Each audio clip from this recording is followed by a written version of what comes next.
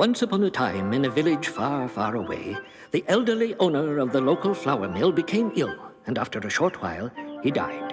Unfortunately for his 3 sons, the miller's business had not been doing well, and he left behind a very small inheritance. In fact, his total estate amounted to just 3 items, and these he willed to his sons according to their ages. The eldest son received the mill itself. The second oldest boy was given a hard-working donkey. And the youngest son, Max, was left the family cat. What? That is correct. I'm afraid that's all your father was able to pass on to you. Huh? You mean I am to be left without a penny to my name? It would seem so. The language of your father's will is quite specific. I leave to my youngest son our beloved tomcat, who has distinguished himself in his single-minded pursuit and capture of mice. It's better than nothing. You might as well give up. I'm bound to catch you sooner or later. Ha! How am I supposed to make a living? I see. You think you can escape me, do you? It appears as though your inheritance is living up to his reputation most enthusiastically. Stop making so much noise. Good morning, young squire. Have you suffered some kind of misfortune? You appear to be very pale. Aha, I'll wager you've been fighting with your big brothers again, haven't you? And by the look of things, you've been beaten again. I'm afraid your temper is more spirited than your judgment. Now look here. Don't provoke me any further. I'm in no mood to be mocked by the likes of you. I beg your pardon. Am I somehow the cause of your foul mood? More than you can imagine. The terms of my father's will were made known today, and my inheritance is you. Just me? Yes. My brothers received everything of any value. Don't despair. Your father was a man of uncommon wisdom. How so? Because he left me to be cared for by the one person in this household who has shown me any affection. And that is you. Nice of him. He must have determined that you, among all his sons, were the one who could benefit most from my companionship and faithful devotion. You should be truly grateful for his bounty. Some kind of bounty. How am I supposed to earn my living with nothing but a tomcat? You must start by counting your blessings. In my circumstance, I have much to be grateful for. If I had been left to either of your brothers, I would have been kicked around all year, and in the end, they would have used my fur to make gloves. That might be a good idea. I expect a glove maker would pay quite a pretty penny for a fur pelt. It's thick enough. Would you please stop contemplating such an unpleasant prospect? Can you see nothing at all beyond your pocketbook? Why are you so possessed by this desire to make money? Isn't it obvious? My 2 older brothers have been given away to make a living, but I'm forced to fend for myself with no means whatsoever. And you've been left with one shabby tabby, on top of which you know nothing about the world yet, unlike your brothers. Also, because you're a youngster, you have no strength. And as for your brain, well, we can't expect much there either. What? Perfectly understandable. The answer to your problems can be found in the village. I must say, I find you humans to be quite confusing. It seems that you cannot enjoy life unless you hear the sound of gold and silver coins rattling around in your pockets. It's regrettable. If you were like cats, you'd find the world much more interesting, and you'd be content to while away your days doing nothing more ambitious than chasing mice. We're really quite a wonderful species, independent, lovable, and fascinated with the world we find around us. How about it, my friend? Give up this troublesome quest to accumulate money and try to be more like me. You'll never get bored, and I can assure you you'll be much happier than your brothers. Life's not as simple as you seem to think it is. Life can be as simple or as complicated as you wish to make it. If you were to follow my example, you would soon discover that nothing on earth is as satisfying as playing with mice, or that feeling you get at the end of the chase when you get to gobble them down. Believe me when I tell you, humans find such pursuits unappetizing. Here is the shop I was looking for. This is the shop of the shoemaker. Are you suggesting that I might find employment here? Not at all. In that case, I'm confused. For what purpose did you bring me to this shop? Surely you do not expect me to buy a new pair of shoes with what little remains out of my meager capital. I presume from what you just said that you have enough money to buy one pair of shoes if need be? Such a purchase would leave me absolutely penniless. Stop now. I won't be a party to something so absurd. Good afternoon. I'm sorry to interrupt you. What can I do for you? I'm hoping you can fashion a pair of shoes for me. I'm in a big hurry. Have you gone completely mad? I told you I can't afford new shoes. Please don't interfere. So, Master Shoemaker, are you able to do the job or not? Do you have any money? As you probably noticed, I have no personal means of my own, but my master has more than enough money to make such a purchase. Isn't that right, sir? We better go. I don't think this gentleman will be amused with your little joke. But my request is not intended to provoke laughter. Just a minute, you two. I'm a busy man, and if you're here to waste my time, I'm warning you right now, you'd better get out or I'll make you regret having come here in the first place. See how much trouble you've caused by not listening to me, sir? Now you've gotten the shoemaker very upset. Out. You'd better let him see. Let him see what? The money, of course. If you get him any angrier, things will get out of hand. You'd better show him you have some. He has plenty of money, as you can see. What do you think, shoemaker? How many pairs of shoes could we purchase with the money you see before you? Well, for that much, I could make you 1 pair. 1 pair of adult shoes, am I right? Yes, that's correct. I suppose, then, that if you were to make shoes for me, you would use less material and would probably have some left over? You mean the shoes you want made are for you? That's my idea. And what does that mean? It means rather than making large, expensive shoes for a human, it is far more economical to think in terms of making small shoes for me. Is it possible, shoemaker, that with this sum you might be able to fashion me some kind of hat as well? Well, if they're for you, then I suppose both the shoes and the hat could be done. Agreed. Since time is of the essence, do you mind beginning work immediately? I think I'll have you make me boots instead of shoes, though. That would look more dashing. I want them to reach my thighs and have some stylish embroidery around the top. They should be very soft leather. I want them to be red, and the heels should be nice and high. Oh, and let's put some spurs on them as well. You never know when I might have to ride a horse.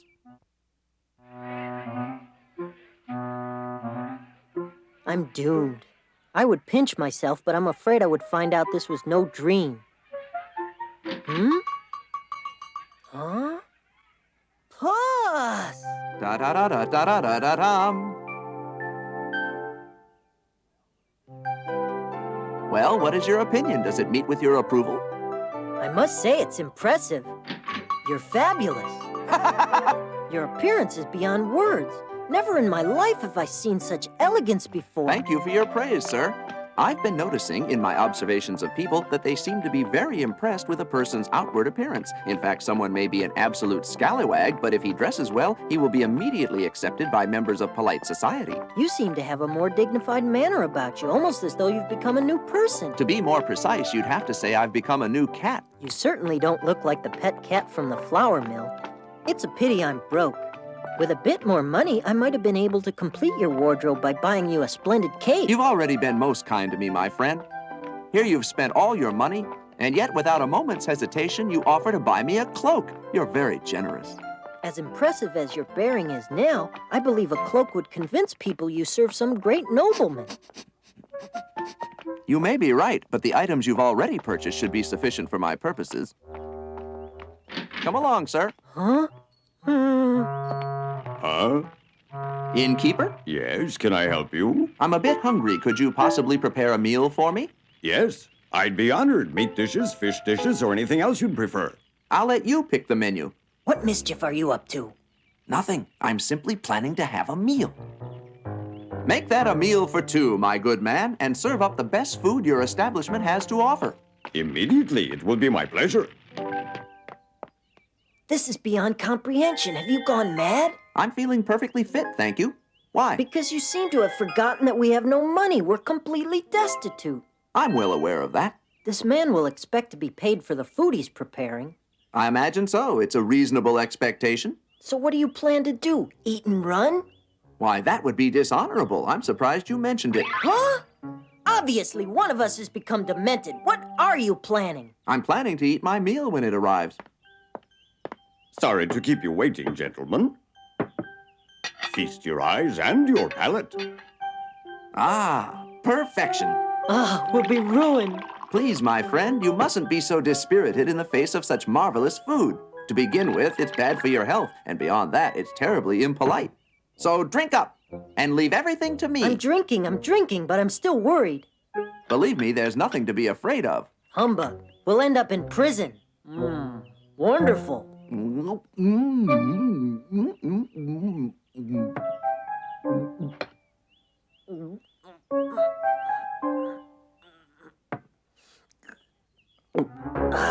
Last meal. My masterpiece. This, gentleman, is the special dish for which my restaurant is so famous. It smells delicious. What do you have there, small chickens? I should say not. These are quails, which we caught in the forest this morning. Quails? Take my word for it, these birds are something of a delicacy because they're so difficult to catch. Why, I've heard that the king himself has been unable to find them, and believe me, His Majesty loves his quails. Get me some quails, you fools! I've been saying for weeks that I want to eat a dish of plump quails, and you can't provide me with a single one. I'm certain we'll find some tomorrow. That's the same thing you said yesterday. The very mention of quails sets my stomach to rumbling and my mouth to watering with anticipation. There must be some in my kingdom. Is there nobody smart enough to find them?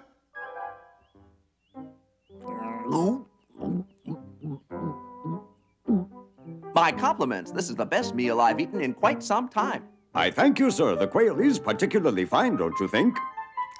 I'm not surprised the king finds it so appetizing. More than appetizing, sir. It's his favorite dish.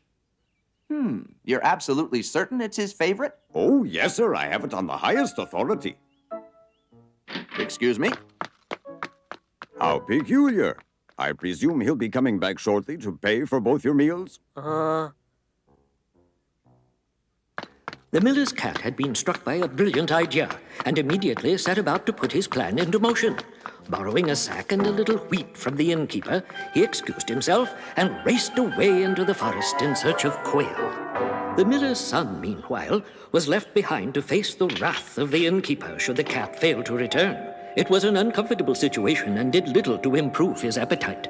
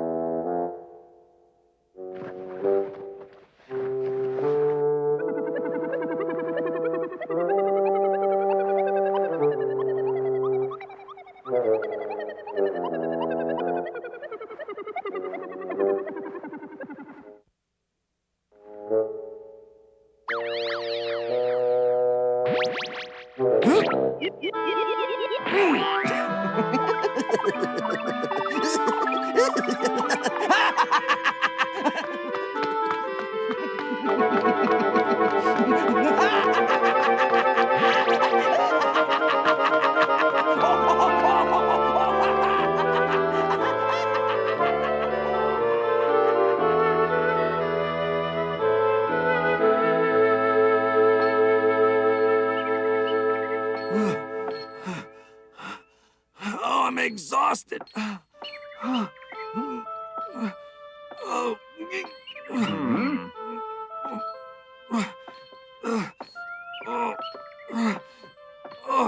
Oh, my back.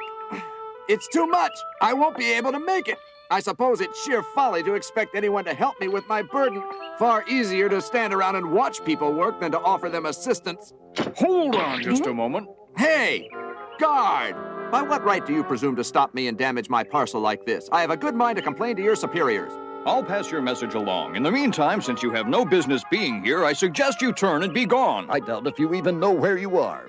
It's the king's castle, of course. You expected to walk up and demand admittance? Absolutely. For what reason? To present something to His Majesty. I have something very important to discuss with him and have therefore brought him a special gift. Now, having explained myself, would you mind opening the gate? My time is somewhat limited. Tell me what you find so humorous. You have something important to discuss with the king personally? On top of that, would we mind opening the gate since you have to be somewhere? I am not in the habit of making frivolous requests. Do you really find my statements to be that funny? Yes, I find them to be very funny, and now I'm going to show you something I find even more amusing. There now! That was pretty funny, wasn't it? I'm afraid your special gift to the king has fallen over the bridge. Mind that you don't fall over the edge yourself, Master Cat. You might end up like your bag. It's apparent you have no curiosity about the contents of that bag, do you? I couldn't be less interested. And I feel the same. That's unfortunate. In short order, I predict you both will change your attitude. Just where might you be going? I'm going to see the king to report on what has just happened. Truly, and what do you intend to tell him? I'll explain that I was attempting to deliver a gift of His Majesty's favorite food, a bag of fresh quails. What was that? I'll further relate that his gate sentries committed the unbelievable act of throwing them off the bridge into the valley below. You mean you had quails there inside that beat-up old bag? As many as 30 quails, actually, all of them quite plump and ready to cook. Since it's been some time since His Majesty has been able to partake of his favorite dish, I'm sure he would become most upset upon hearing about the loss of such a collection of quality birds. Then, I suppose, just as you threw the quails over the bridge, you too would be thrown over the bridge as well. No, calm down here! You're lying about the contents of that bag. We'll soon find out whether or not I'm telling the truth. If the king even suspects that his beloved quail are lying at the bottom of the valley, he is certain to become aroused. I should think his next step would be to send someone down to retrieve that bag, and if I am found to be lying, I shall be put in prison. If the bag does contain quails, however, you two are in great peril. Say, have mercy, Master Cat. Were there quails inside that old bag? You've become curious? If you're so worried, wouldn't it be a good idea to climb down and look? After all, my friends, your lives do depend upon it. Just tell me if there were quails inside that bag or not. It's possible. What? Am I mistaken? I thought you said you couldn't be less interested. You scoundrel! Well, goodbye for now. I'm off to speak to the king. Just a moment, please! I've changed my mind about that sack, good sir. I'm willing to go down and get it for you. Just don't leave yet! Get going! Now! Both of you bring it up. Yes, sir! Get down there before I lose my patience. Quickly! Quickly! You're much too slow. I can't wait around here all day. Oh, quails. Delightful. Who's responsible for this wonderful gift? I am, Your Majesty. Bless my soul. There must be more than 20 quail in there. How marvelous, and they feel particularly plump. Forgive me, sir, but your face is unfamiliar to me. I wonder if you might be in the service of some well-known family. I am the messenger of Count Friedrich Sauerkraut von Heineken, Your Majesty, and the Count has ordered me to convey the immeasurable happiness he feels at having the opportunity to grace the royal table with this special gift.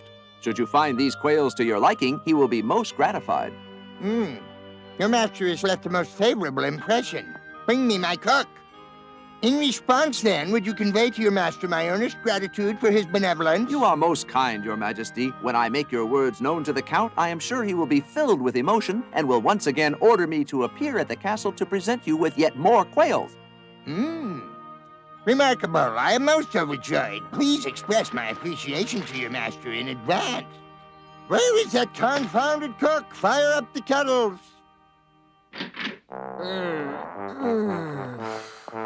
You've been of great assistance, sir. We'll make it a point to come back again someday. You can be assured that I'll be looking forward to that visit. Good fortune to you, Master Cat. Thanks to you, I have not only been able to eat enough to fill myself up for the first time in my life, but I have also been able to make some money in the bargain. You constantly astound me. You seem to be in some difficulty. Would a carriage be helpful?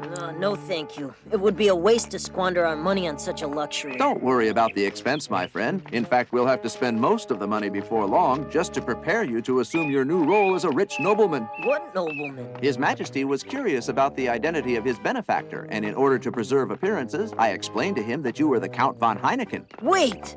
Let me be sure I understand you properly. You described me to the king as the Count von something or other? His Majesty wanted to thank you for the quails and suggested I present you to him at the earliest opportunity.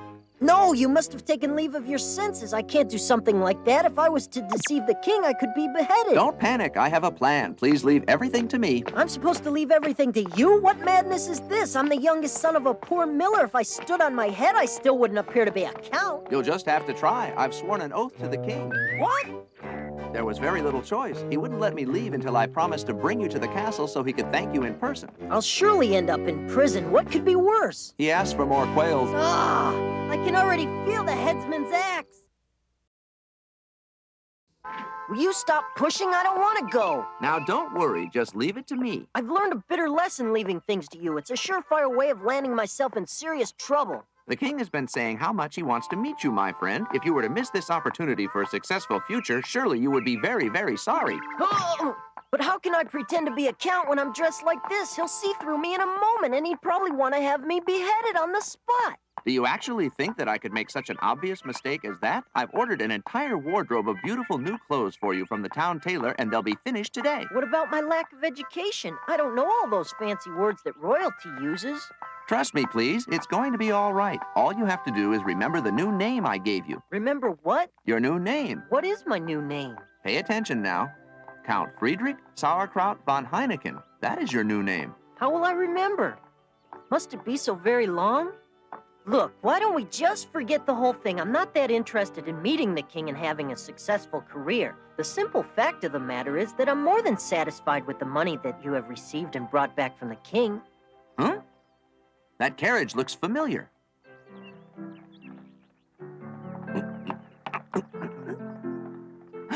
Why, that is the carriage of the king. What? This is something of a surprise. I wonder what he's doing away from the castle. I remember now.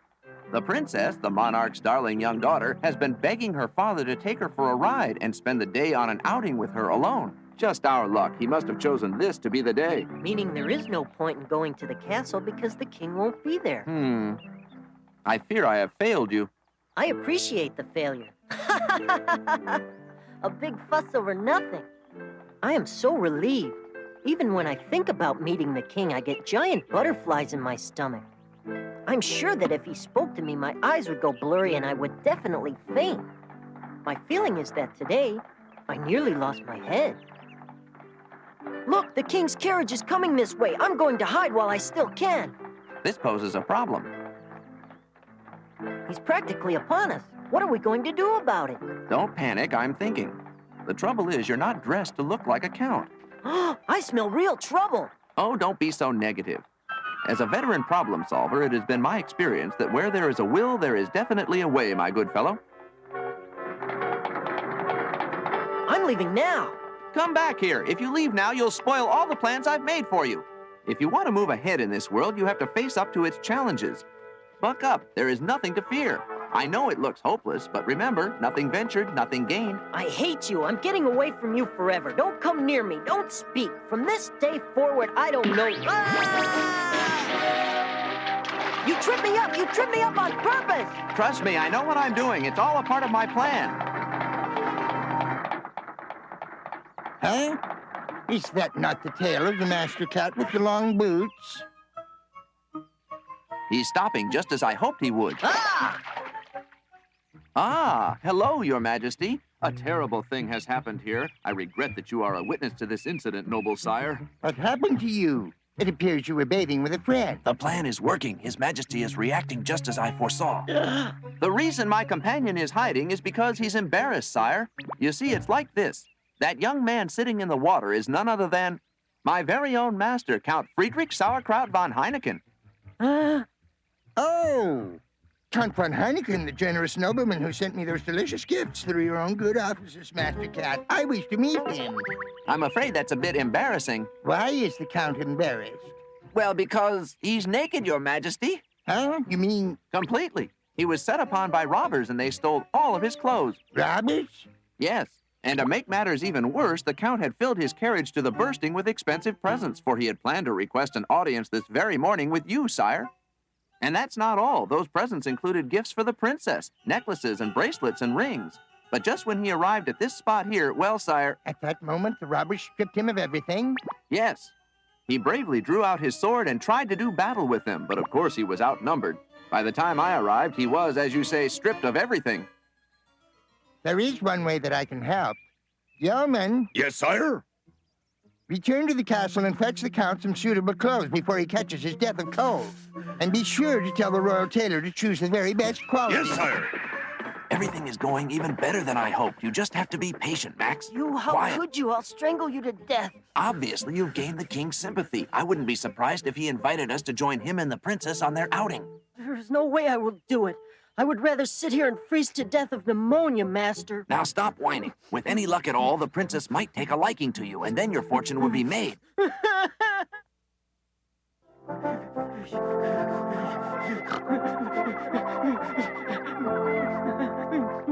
Are you ready? The king is awaiting us, Count von Heineken. Take my word for it, you look like a splendid gentleman. Be sure to say a gracious thank you to the king. That shaky voice will hide your true identity. Perfect. I'm not a bit surprised. I was the... I want to... I'll translate for the Count, Your Majesty. Due to the ice-cold water of the river, both his mouth and tongue have frozen up. What he was attempting to convey was to thank Your Majesty for your generosity and express his deep regret over his inability to speak for himself. It is truly I who am the regretful one. I feel it is I who is indirectly the cause of it. No. I wish to make amends for the grievous harm I have inadvertently brought upon you. What can I do? Sire, the Count says you are in no way to blame. There was nothing you could do to prevent this crime. He has the exquisite manners of a true gentleman. I am sure that we can make room for two more here in the carriage. Daughter, next to yourself, make a seat for the Count. I would be happy to make room for such a hero, Father. There you are. Time aboard, Count. The Count is reluctant to impose upon Your Majesty's generosity, but under the circumstances, he has very little choice. But what? I'll translate. Count Friedrich Sauerkraut von Heineken is happy to accept Your Majesty's gracious offer. Your Majesty, This way, Count. Here we go. Is it far from here, the Count's mansion? I would very much like to know. Sire? I said the Count's mansion. Where is it located? You want to know where the Count's mansion is? Is that it? Of course. Just lead the way. I don't understand. I will take the Count back to his mansion, so just lead the way there. Oh, well, the Count was under the impression that you planned to devote this day to the princess. Yes, you're right. But there's been a change in my plan. That is to say, a change in our plan. For the princess and I have decided to take the Count back to the mansion instead. The princess has the opinion that a mansion belonging to the Count must certainly be a splendid one, and she looks forward to seeing it. So it's settled. Climb aboard and we'll be on our way. Into the carriage.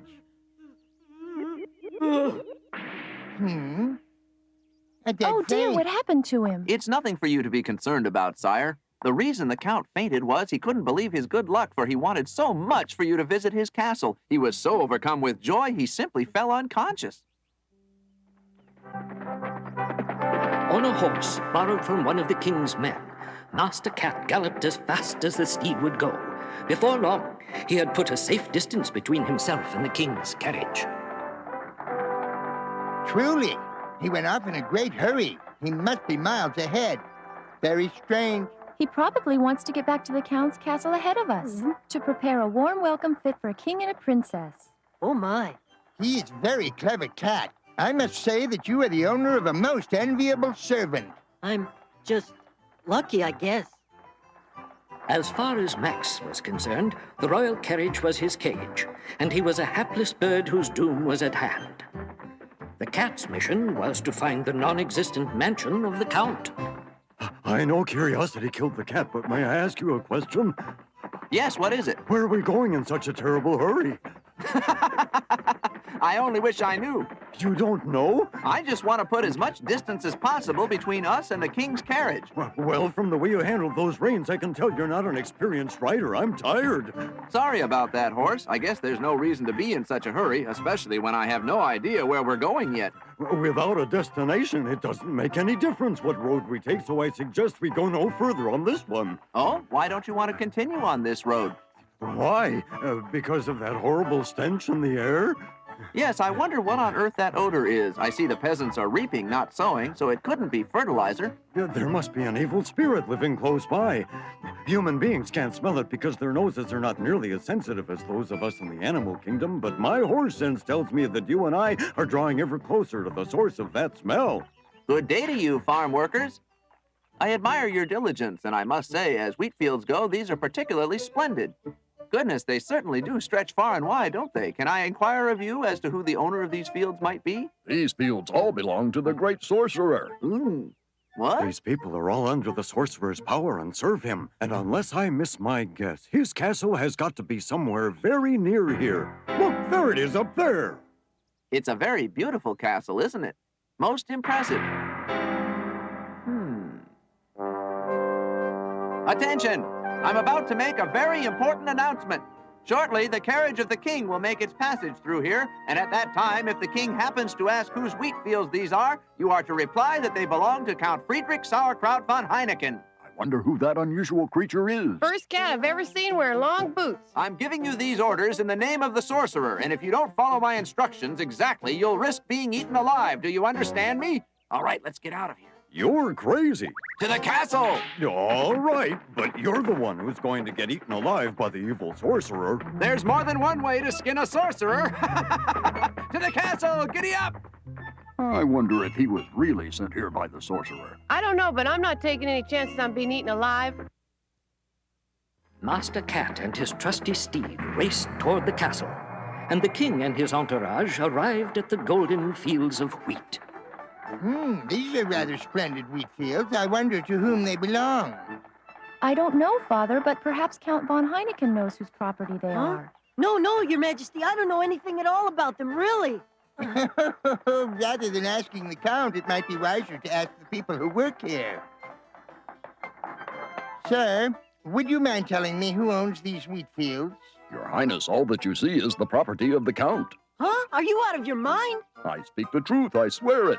As far as the eye can see, every square mile is the property of the Count. Huh? I must say, it amuses me. Really, his own wheat fields and a peasant has to tell him. Probably it's because the Count has so much property that it's impossible to remember the full extent of his holdings, Father. His paw prints are all over this. Somehow he managed to do it to me again. What am I going to do? The horse refused to continue further, leaving the Master Cat on foot. With determined strides, he approached the castle. Inside, the sorcerer snatched a flame from the fire. He held it in his hands, released it, and the flame became a beautiful dancing girl.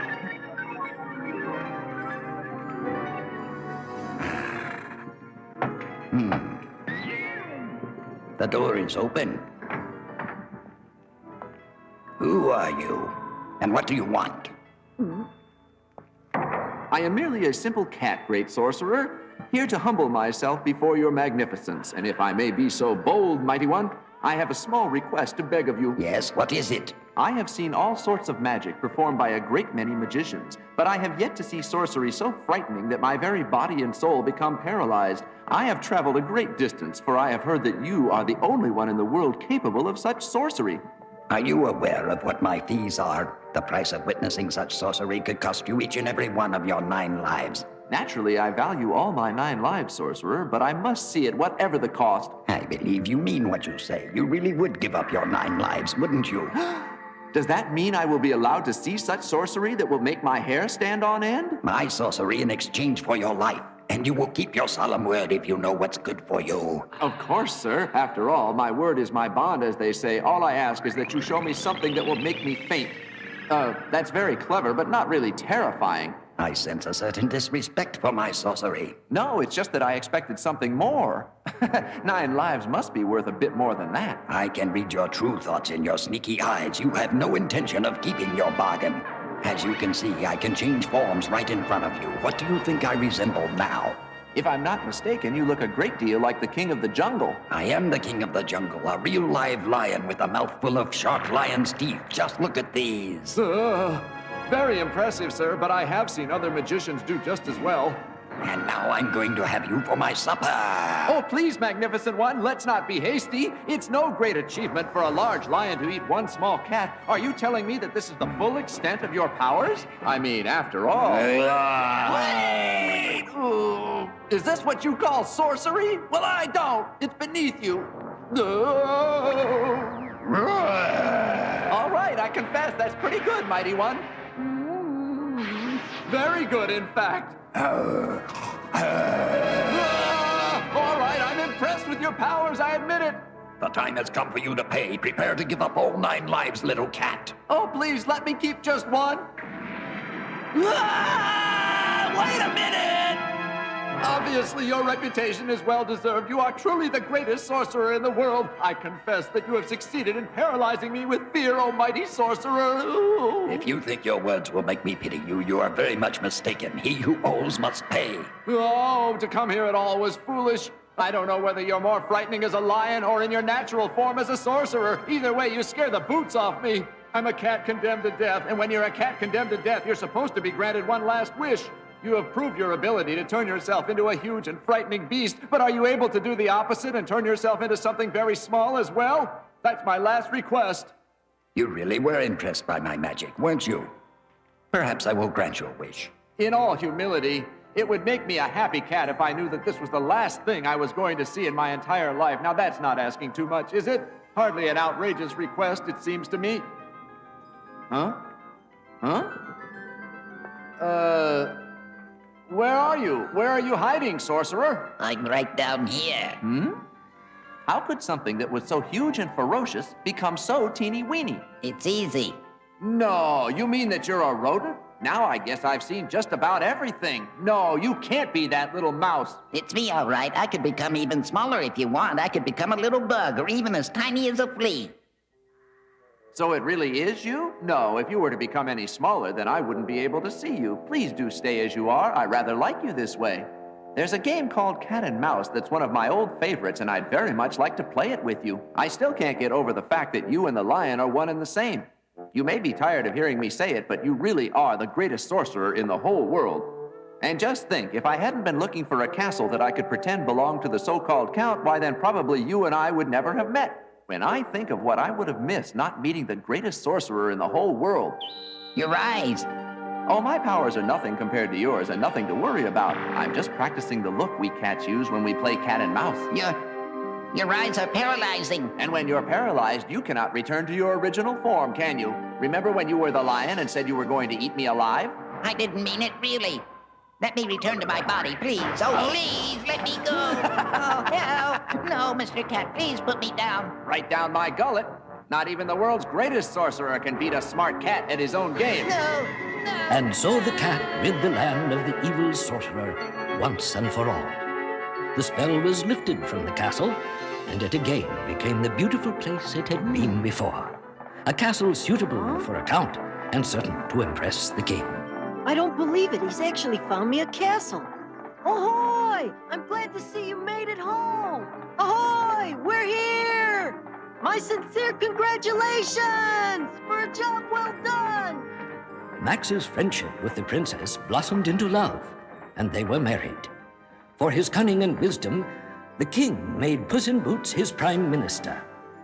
Forevermore, the people of the realm would tell stories and sing songs in praise of their beloved Puss in Boots.